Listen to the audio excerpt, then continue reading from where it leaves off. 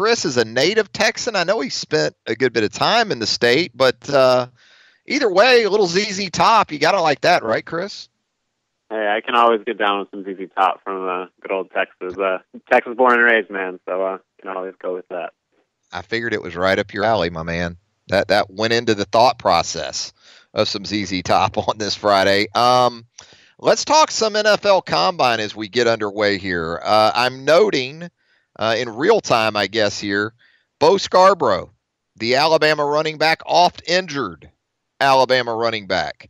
Any surprise to you, Chris, that we're seeing numbers like low 4.5s in the 40, a 40-inch vertical leap for Bo, 11 feet 4 inches on the broad jump, all this at 228 pounds? I guess these are the kind of numbers we've been anticipating from Bo going back to maybe when he was in 10th grade. So we've been hearing about this guy for so long. Yeah, I feel like he's looked like he's been a grown man since I'm sure he was like 14. The dude's just a physical freak. So none of the numbers are surprising. I think everybody kind of knows what he can do there. I think he runs a little too high, and that's going to concern some NFL teams. But I think, as you said, the big question with Bo is going to be, can he stay healthy? He hasn't done it in his career yet. So he's going to have to do that on the NFL level. He's worth a flyer for sure, but it's all going to depend on his health. Yeah, that medical history was the biggest concern going into the Combine, and that isn't going to change, I don't think, coming out of it. Those cash registers, Chris, you hear going off in Indianapolis, those represent, I think, Saquon Barkley's workout so far today. Measured at 6 foot, 233 pounds, has turned 40 times, a 4.41 and 4.42, 29 reps, Chris, of 225 on the bench, and a 41-inch vertical. I would say things have kind of gone according to plan for the Penn State running back so far today. I think if you were going to try to put together a running back, I don't think there's any doubt you would come up with Saquon Barkley. The guy has it all. I think he's probably the most complete running back to come out of college in at least the last half decade. He can literally do everything. He's a great pass blocker. He can catch the ball well out of the backfield. He's great in open space. He's got that kind of burst that you look for on the second level where he can run away from people, which is pretty rare in a running back. He runs well between the tackles. And I think if you're looking for if you're trying to take somebody at the top of the draft, you're not sure about a quarterback, Saquon Barkley is about as safe a pick as you can make in the NFL this year. He's that good. Pretty interesting comparison, maybe, Chris. Tell me what you think. Nick Chubb of Georgia, just a tick under 5'11", so comparable in terms of height to Barkley. Weighed in at 227, Barkley at 233. Both did 29 reps of 225 on the bench. Here's where it gets a little bit of a gulf, I guess, between the two. 38.5-inch vertical for Chubb, which is nothing to sneeze at, by the way. And then 40 times. That's easily dunking, so I think you're in good shape there. When you average Chubb's 240s, somewhere around mid 4.5s, though. Could Chubb be sort of a Saquon Barkley type, maybe not quite to that level in terms of freakish athletic ability, but maybe as a value pick? Would you consider Nick Chubb kind of in that league? And again, I guess the injury history plays a part in that too. Yeah, I think the difference is I think Saquon Barkley is the clear number one.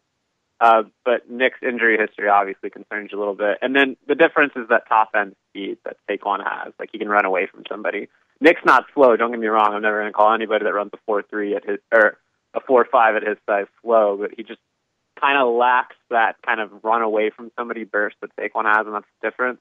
But I think this draft is loaded with value picks late. Like, Sonny and Nick together from Georgia are going to be excellent NFL running backs. You could look at a guy like Royce Freeman, who's like number 7 or 8 on some people's boards.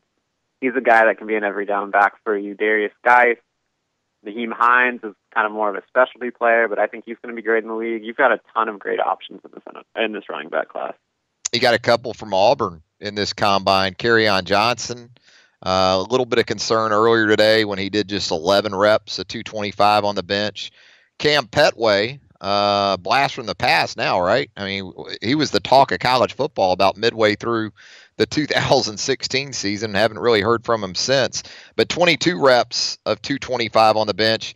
But that 40 time of 4.85 and 4.75 not going to do Cam Petway a lot of favors. Now, you just did a piece here in the last day or so on 247sports.com in relation to coaching changes, coordinator type changes, position coach changes maybe, and how they're going to benefit certain players around college football. And one of them that I noted, a couple of them actually, but starting with Jeremy Pruitt, stepping in at the University of Tennessee, a base 3-4 guy when you talk about the defensive side of the ball, and Darren Kirkland, who it seems like has been in Knoxville for 7 or 8 years now. He's had some injury issues. Talk about that, though.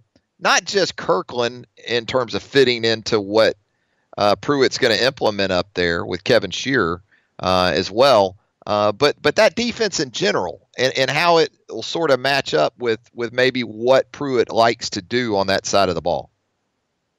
Yeah, well, the first thing I would do is tell anybody that's interested in that to check out your piece that you recorded in on the Tennessee site in terms of Jeremy Pruitt's defense, because it's an excellent breakdown that can give you everything you need. But it's an aggressive 3-4 system where the defensive backs are essentially asked to play quarters, which can switch to man-to-man based on what you're looking for. You need linebackers who can kind of cover the field side to side, and you're not really going to see your traditional 240-pound, 6-foot thumper at middle linebacker. You're going to want guys who can kind of cover the field from all directions, kind of in your mold of a Sean Dion Hamilton or Rashawn Evans last year for Alabama. And then on the defensive line, you're going to want athletic guys who can get to the passer at whatever position they're in. Obviously, you have your traditional defensive tackles and your ends, but these guys need to be able to rotate positions. They're asked to just be pass rushers a lot of times on third down. So you're kind of a positionless guy, and you want athletic guys who can also hold the edge in that instance. And that's kind of the system Pruitt will employ. And talking about another annual opponent for the Alabama Crimson Tide, just 85 miles away over in Starkville, Mississippi State, Chris, with Joe Moorhead coming in, along with run game coordinator Charles Huff. Eris Williams, the running back for the Bulldogs, had a really nice season in 2017. Obviously, comparisons with what Moorhead was able to do at Penn State with Barkley and also quarterback Trace McSorley. And you have sort of a veteran in Williams at the running back position, the expectation that Fitzgerald will come back okay from that gruesome ankle injury he sustained in the Egg Bowl to end the season. It looks like the pieces anyway match up pretty well for what Moorhead and his offensive staff want to do, right? Yeah, I think Joe Moorhead's stepping into one of the best opportunities in football this year. He's got so many returning players with experience, and he'll have a fifth year, I suppose, Nick Fitzgerald, senior QB, who can kind of do everything you want him to do. I think Eris is in a position to really benefit in that system. They'll open it up a little bit more, kind of ask him to be more of a receiver, and they'll put the ball in his hands in different ways. He's not nearly as explosive as Saquon or even a Nick Chubb, but he is capable of kind of getting after people every down and being a consistent threat. Mississippi State's going to have to find a receiver who can really step up as kind of an explosive threat to kind of make a defense pay attention. But everything else, ingredient-wise, is there to have a really successful offense. Here in the last day or so, we've heard from Nick Saban on the quarterback situation here at Alabama, Chris. Talking with Chris Lowe of ESPN.com, I guess about what you would expect, right? Going to be an open competition. Both guys, Jalen Hurts, Tua Tagovailoa, going to vie for the spot. But then on top of that, perhaps a scenario where it could be a two-quarterback situation in some ways, roles for both guys. Any surprise to you in the comments made by Nick Saban to Chris Lowe in regards to what is going to be one of the most scrutinized competitions, I would think, in all of college football? Oh, none at all. Nick Saban's as smart as you'll find in college football in terms of kind of using the media in a way to address his team. And this is a situation where he's telling both quarterbacks, like, hey, you have the potential to play. We're going to take this competition all the way through the fall, potentially. and maybe you'll both see the field. And Nick doesn't want to lose either one of those guys. You need a quality backup quarterback in college football, and he's seen quarterbacks transfer out at a pretty alarming rate sometimes because of the success people have had in front of that position. And this is an effort to keep both of them on campus as long as possible. And I think it's smart by Nick. Absolutely. Roster management 101, right, Chris? I mean, that's you want to take this thing as long as you can, either into the season or somebody transfers.